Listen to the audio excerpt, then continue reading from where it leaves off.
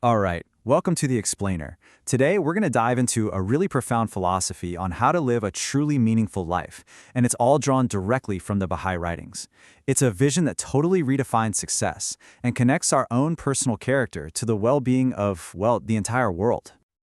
Okay, let's kick things off with this foundational idea. In a world that so often measures your success by how much you have and what you look like, this quote just completely flips the script. It suggests our real value, our merit, isn't in what we own, but in who we are and how we serve others. Honestly, this one sentence is kind of like the compass for everything we're about to explore. So, if our merit isn't found in riches, that kind of forces us to ask a much bigger question, one that people have been wrestling with for centuries. Yeah, so if it's not wealth, then what is it? What's the real secret to a life of meaning and purpose? Well, the Bahá'í writings offer a surprisingly beautiful and elegant answer to that huge question. Wow, what a powerful image, right? It's suggesting that a meaningful life is just like a fountain. It's always constantly giving out, but it's also constantly being refilled. So the act of giving isn't a loss at all. It's actually what creates the space to receive more from what the writings call an invisible source. It's this beautiful, perpetual cycle of generosity. And this really gets to the why behind all the giving. See, it's not just about being charitable. It's about embodying what are seen as divine qualities. So by being generous, we're literally adorning ourselves with these virtues, turning our own character into a reflection of something greater. So, what's the foundation for this life of giving? Well, it all comes down to our inner character. The virtues that really shape who we are long before we ever do anything. And just look at the language here. This isn't just a simple checklist of be good. It's a series of these incredibly powerful active metaphors. You're not just told to be helpful. You're asked to become a haven, a lamp, a balm. Each one implies this deep personal responsibility to be a real force for comfort and for guidance in the world. And here's the key takeaway. Ultimately, these virtues aren't just for you to think about privately. They are absolutely meant to be put into action for the benefit of everyone. The goal isn't just to be a good person, but to actually become a source of peace and well-being for other people. So this is where we connect the dots, right? How do you take that inner world of character we were just talking about and translate it into the outer world of action, into our daily lives? This brings that huge idea of service right into our everyday lives. Our work, our job, our profession, our craft is presented here as one of the highest forms of service. It completely reframes earning a living from just being a necessity into a spiritual act of contribution. And here we see this fascinating principle of true reliance.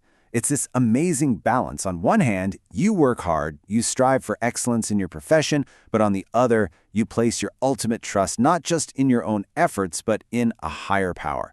It's all about combining practical, real-world action with spiritual faith. And this idea of service, it goes way beyond just our 9 to 5. This is a call for us to be anxiously concerned with the major challenges of our time, to really focus our energy on solving the urgent needs, the crises of the world we're actually living in right now. Okay, so if individuals are cultivating these virtues and dedicating themselves to this kind of service, what's the ultimate vision for the world? Where does all this personal effort lead on a global scale? This is where the personal path connects to a massive global vision. The ultimate goal of all this personal development is to help bring about the unity of the entire human race, to build a world that's based on fellowship and love instead of conflict and strife. And what's amazing is that this isn't just some vague hope. The writings propose a really practical, 4-step framework for world peace. First up, it calls for a huge gathering of world leaders. Then, the major powers have to get on the same page and reconcile. After that comes a kind of collective security agreement where all nations unite to stop any one country from starting a war. And finally, it suggests a universal language to break down all those communication barriers. It's a pretty detailed blueprint for global unity. And this sentence, wow, it just perfectly captures the entire spirit behind that framework. It's a radical call to shift our main identity, from being citizens of different nations to being citizens of one world. It suggests that our shared humanity is way more fundamental than any border that could ever divide us. So all of this brings us to what the writings describe as the main tool for achieving this massive transformation, both in ourselves and in the world. And it's something every single one of us has. The idea here is that our words, they have a life of their own. And the real power isn't just in the vocabulary we use, but in the heart they come from. In essence, our influence really comes down to our intention. This slide does a great job of visualizing that profound duality of speech. The same tool, our voice, can be like springtime, nurturing growth and understanding, or it can be like a poison that spreads conflict. The power for creation and for destruction lies in how we choose to use it. And this brings us to the ultimate conclusion. Our words are the master key. When we speak with wisdom and with sincerity, our language is what unlocks hearts, what builds bridges, and ultimately what builds a better world. And that leaves us with one final, really empowering question. It takes all of these grand principles and brings them right back down to us, to this very moment. It asks us to think, with every conversation we have and every single interaction, about the kind of impact we want to make with our own words.